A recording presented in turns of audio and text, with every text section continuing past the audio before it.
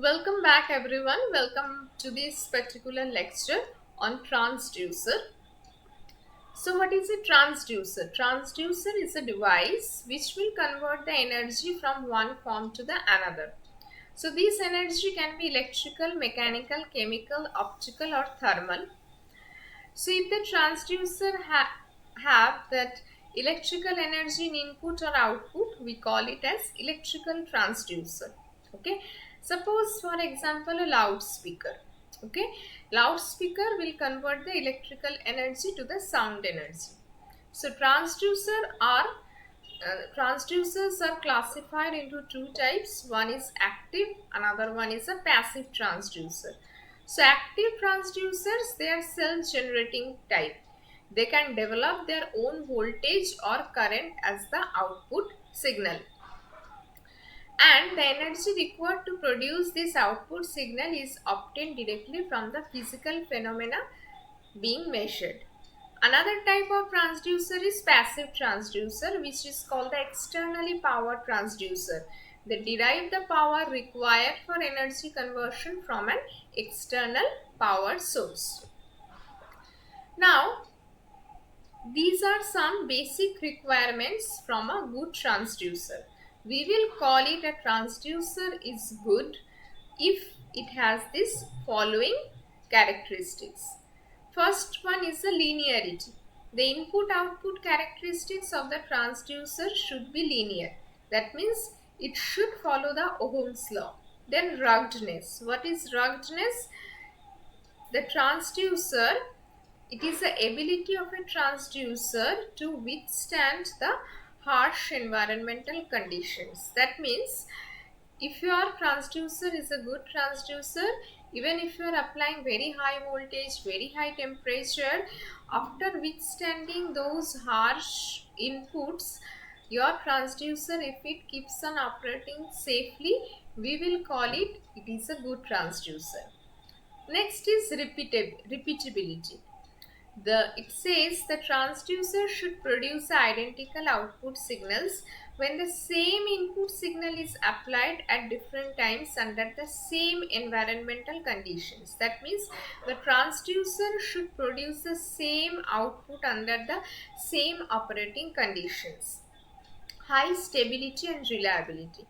Suppose you are working with a transducer if or a sensor, then if it is today, if it is giving you the 60% output, even if you are measuring its performance after 6 months later, it should be able to generate the same output response. Then only we will call it as a good sensor or transducer. Then what is the next property? Good dynamic response. That means when if your input is changing with time, your transducer, if it is able to detect the change in the input as quickly as possible, then it is called your transducer is having a good dynamic response. Next one is a convenient instrumentation. So the transducer should produce a sufficiently high analog output signal with high signal to noise ratio. What is meant by high signal to noise ratio? The signal should be clear enough to be differentiated from the background noise. Noise is the unwanted spurious signal. So higher the signal to noise ratio, clear will be the signal. That means that signal will be free from any background noise. Okay, so that the output can be measured either directly or after suitable amplification. Next one is a good mechanical characteristics. The transducer under different working conditions will be subjected to various mechanical strains, such as external forces should not introduce any deformity and affect the performance of the transducer. We have different types of active and passive transducer. Under active transducer, we have photovoltaic transducer, thermoelectric transducer, piezoelectric transducer, electromagnetic transducer.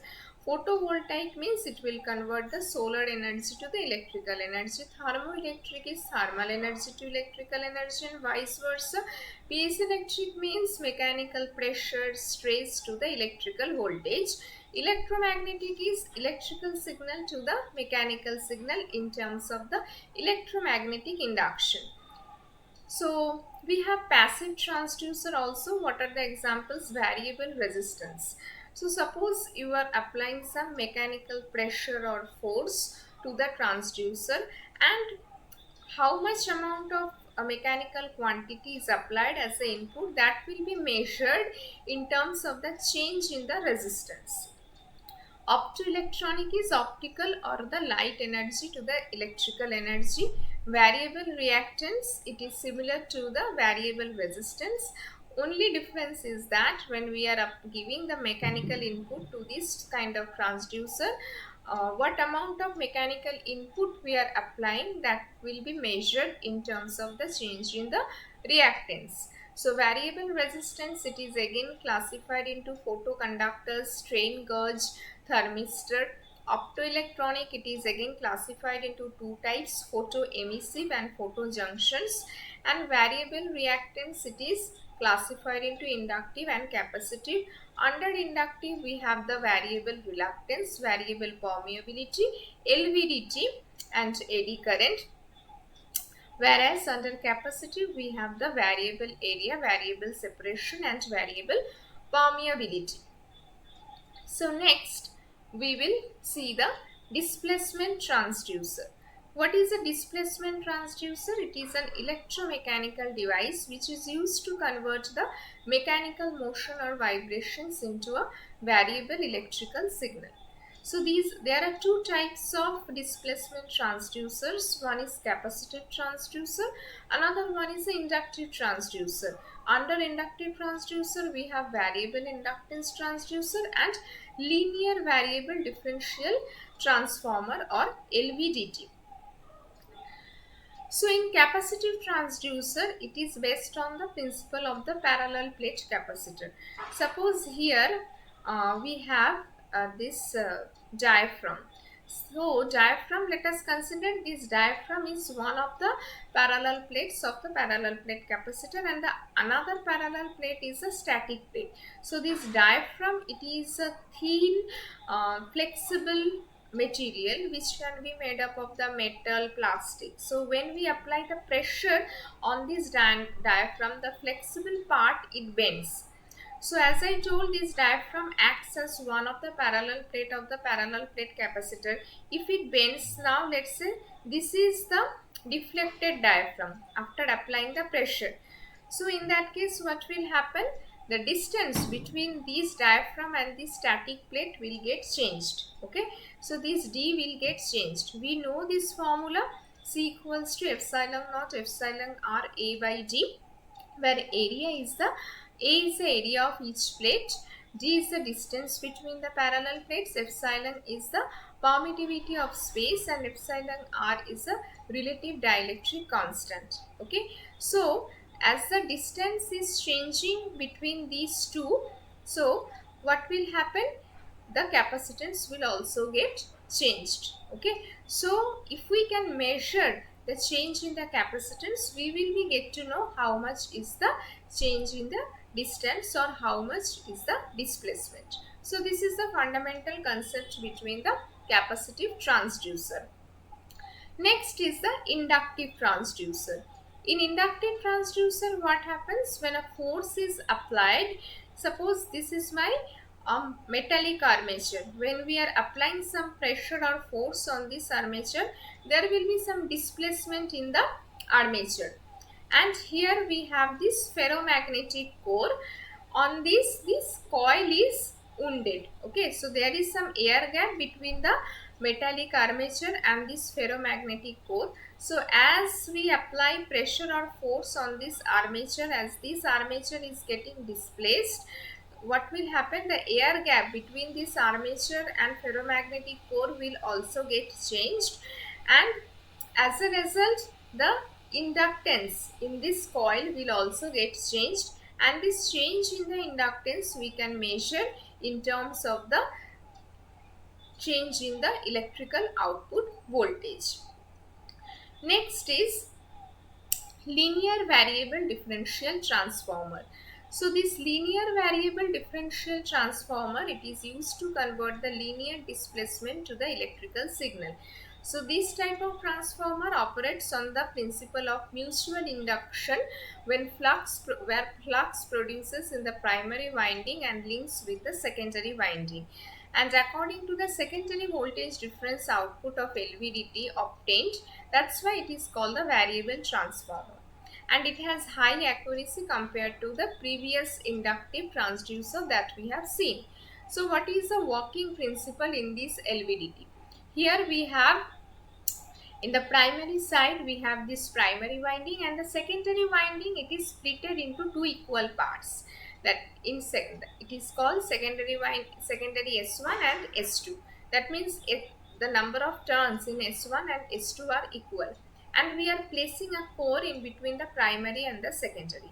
You can see this core is here. This core is placed in the hollow former, and in this hollow former we have this S1 and S2.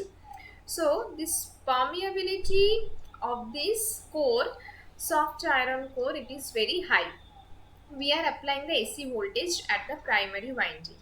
Now at the null position of this core material, what will happen? If I am applying an AC voltage, a magnetic flux is getting induced at the primary winding of the transformer. Now, as per the mutual induction, the same magnetic flux will get induced at S1 and S2.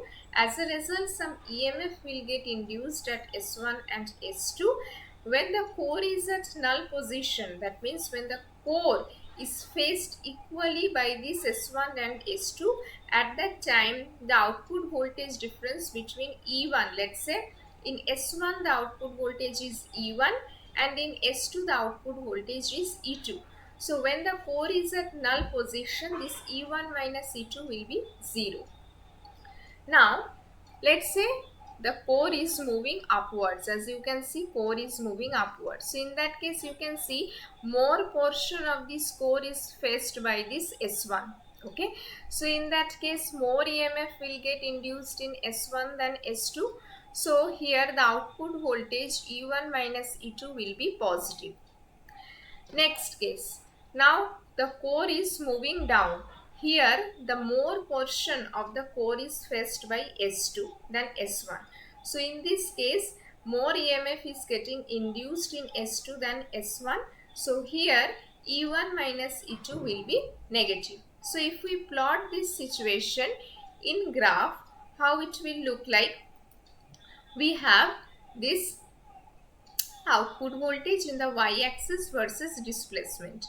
When the core is at null position, that means when zero displacement of the core occurs, we have seen equal EMF gets induced at E1 and E2, so output voltage E1 minus E2 is 0. Now when the core is moving to a particular direction, let's say it is moving upward direction, more EMF is getting induced at S1 than S2. So in that case, there will be some phase difference also of the core with the applied input signal. And when the core is moving in the opposite direction, let's say when it is moving downwards, then more EMF is getting induced in S2 than S1. So in that case, E1 minus E2 we have seen negative. That means there is 180-degree phase difference between the output voltage and the applied input signal. That means this output voltage and the input signal, they are out of phase with each other. Now you can say there is a residual voltage. What is this residual voltage? Ideally, when the core is at null position, the output voltage should be 0.